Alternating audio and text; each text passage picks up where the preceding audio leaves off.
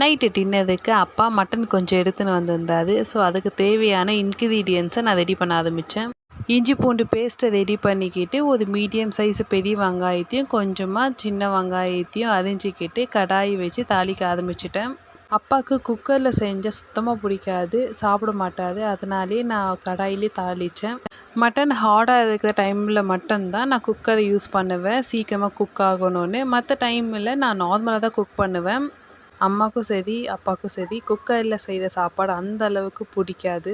Mutton கிரேவியோட chapati combination நல்லா இருக்கும்னு ready பண்ணலான்னு நினச்சேன். பட் பரோட்டா சாப்பிட்ணும் போல் ஒரே டெம்டிங்காக இருந்துச்சு. அதனாலே போய் மலபார் பரோட்டா ஒரு பேக்கெட் வாங்கிட்டு வந்தாச்சு. இந்த பரோட்டா ஆல்ரெடி ஆஃப் குக்காக இருக்கும். ஸோ நம்மளுக்கு வேலை ஈஸி தான். சூடான தவாவில் 2 பக்கமும் ஆயில் அப்ளை பண்ணி நல்லா பரோட்டாவை ப்ரௌனிஷ் ஆக்கி சூடேற்றி எடுத்தால் போதும், parotta ready. Parotta with mutton கிரேவியோட நைட்டு டின்னர் சூப்பராக சாப்பிட்டு முடிச்சாச்சு.